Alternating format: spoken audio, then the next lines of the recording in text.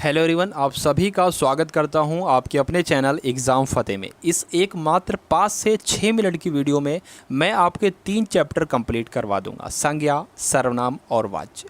वाच्य एक ऐसा चैप्टर है कि कभी भी वाच्य का कोई भी प्रश्न आपके सामने आ जाता है ना, तो कुछ बच्चों की रूह तक कांप जाती है। भाई, वाच्य एक ऐसा चैप्टर है, इससे संबंधित कई सारे ऐसे क्वेश्चन होते हैं जो बच्चों की समझ में नहीं आते हैं।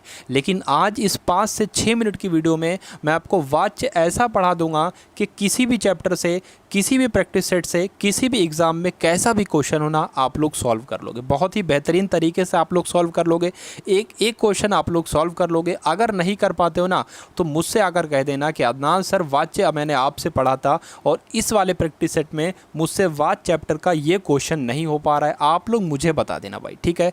सारा वाच्य कंप्लीट करा दूंगा। संज्ञा, सर्वनाम के बारे में भी मैं आपको बता दूंगा। तो लेकिन 5 से 6 मिनट की ये वीडियो होगी, हो सकता हो थोड़ी सी ज़्यादा हो जाए, ठीक है। तो क्लास यहाँ पर आपकी शुरू की जाती है। ठीक, देखिए, सबसे पहले अगर मैं आपको वाच्य के बारे में बताऊं तो वाच्य को हम लोग क्या बोलते हैं? वॉइस बोलते हैं। जिसके आपने सुना होगा इंग्लिश में वॉइस एक्टिव वॉइस होता है, पैसिव वॉइस होता है। तो इसी प्रकार से इंग्लिश में तो 2 प्रकार के वॉइस होते हैं, एक्टिव वॉइस और पैसिव वॉइस। लेकिन हिंदी में जो है ये 3 प्रकार के वॉइस होते हैं। कौन कौन से? कर्तवाच्य, कर्मवाच्य, भाववाच्य।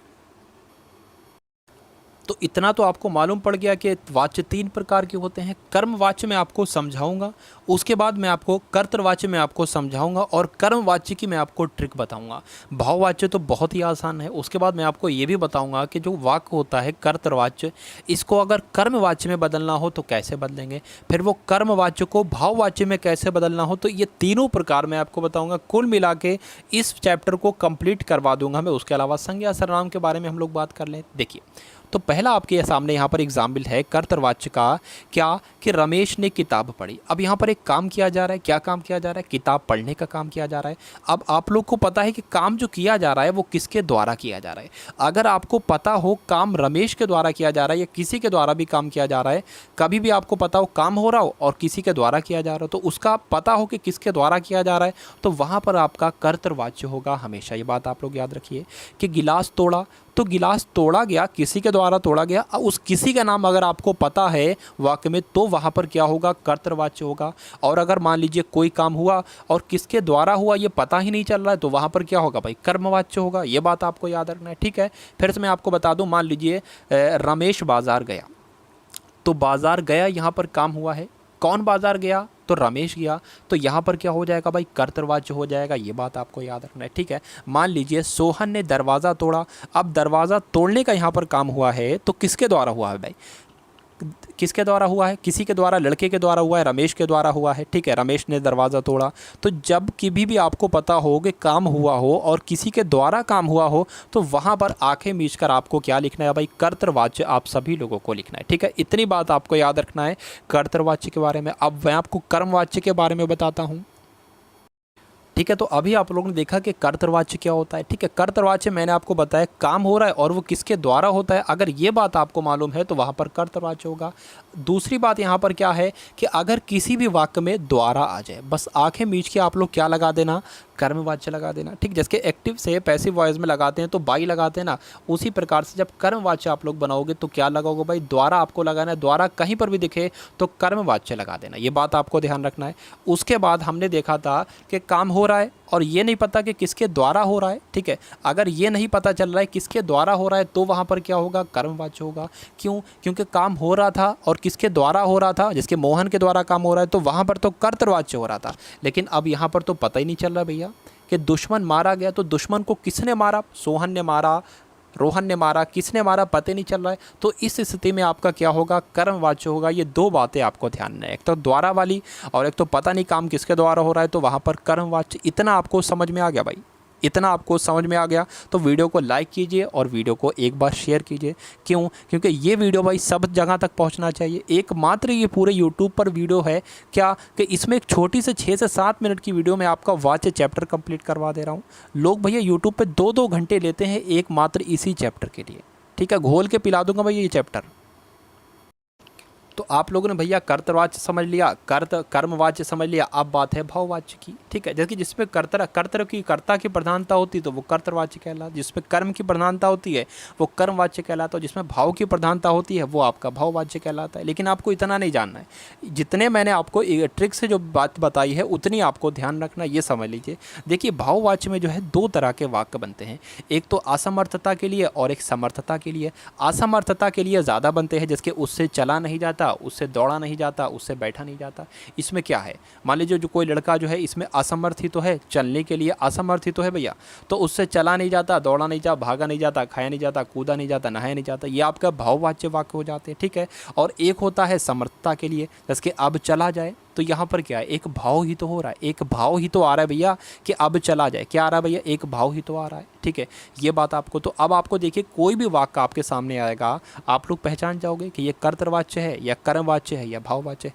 अब मैं आपको एक यहाँ पर वाक्य बता रहा हूँ, एक मैं आपको यहाँ पर वाक्य बता रहा हूँ, आपको ध्यान रखना है।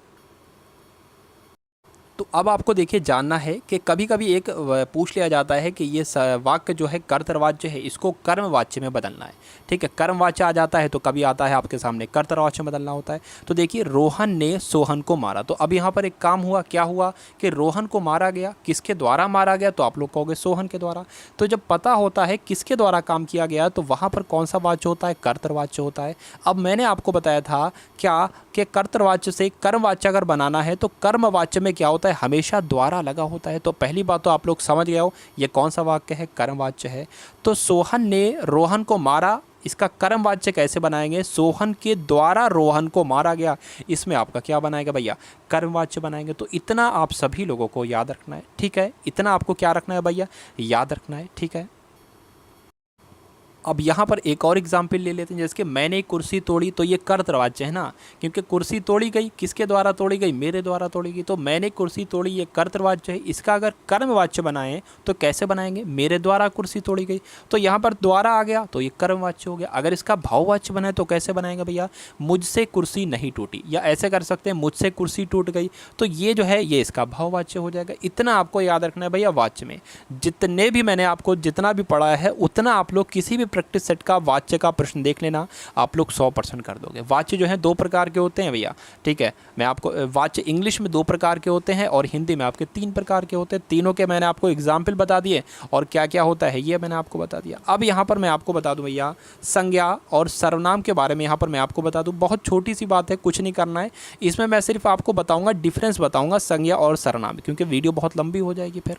ठीक है, संज्ञा और सर्वनाम में मैं आपको डिफरेंस बताऊंगा। जैसे कि मान लीजिए, ठीक है, सोहन काम करता है। ठीक है, छोटा वाक्य ले लिया, छोटा वाक्य ले लिया, सोहन काम करता है। आपने एक डेफिनेशन पढ़ी होगी, आपने एक डेफिनेशन पढ़ी होगी क्या, कि यहाँ पर आपने एक डेफिनेशन पढ़ी होगी कि वो शब्द जो संज्ञा के स्थान पर आते हैं वो क्या कहलाते हैं, वो आपके कहलाते हैं सर्वनाम। तो संज्ञा यहाँ पर क्या है भैया, संज्ञा 5 प्रकार की होती है, तो आप सभी को पता है। मान लीजिए मेरा नाम सोहन है, तो मैं सोहन की जगह पर मैं लिख सकता हूँ। ठीक है, मैं काम करता हूँ, मैं काम करता हूँ। ठीक है, मैं काम करता हूँ। राइटिंग पर मत जाइएगा भाई, राइटिंग सही नहीं आ रही यहाँ पर, चलिए कोई बात नहीं। तो सोहन काम करता है, सोहन की जगह पर कौन सा शब्द आ गया, मैं शब्द आ गया। तो जो संज्ञा की जगह पर जो शब्द आते हैं वही तो आपके क्या कहलाते हैं भैया, सर्वनाम कहलाते हैं। तो ये आपका संज्ञा और सर्वनाम में क्या था भैया, डिफरेंस था, ये बात आपको याद रखना है। ठीक है, अगली क्लास में आपको क्या पढ़ा दूंगा, संज्ञा और सर्वनाम के बारे में पूरा पढ़ा दूंगा। एक ही चैप्टर था वाच्य वाला, जिसमें बहुत सारे लोगों को दिक्कत आती थी। अब आप लोग इसको एक बार फिर से चाहना वीडियो देख लेना या इसी के नोट्स बना लेना, तो काफ़ी हैं भैया। ठीक है, काफ़ी हैं। मैं अगली बार आपको क्या पढ़ा दूंगा कि कौन सा वाक्य जो होता है संयुक्त वाक्य होता है, पहचान ट्रिक से संयुक्त वाक्य होता है, कौन सा सरल वाक्य होता है, कौन सा सरल वाक्य होता है और कौन सा मिश्रित वाक्य होता है। एक ऐसी ट्रिक बताऊंगा, ऐसी ट्रिक बताऊंगा, ठीक है, कि लोग 2-2 घंटे ले लेते हैं इसे एक चैप्टर में। मैं आपको क्या करूंगा, 6 से 7 मिनट की वीडियो में ये पूरा चैप्टर कंप्लीट करवा दूंगा।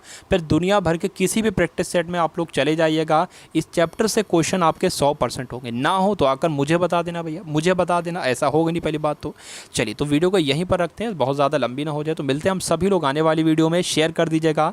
जय हिंद, वंदे मातरम।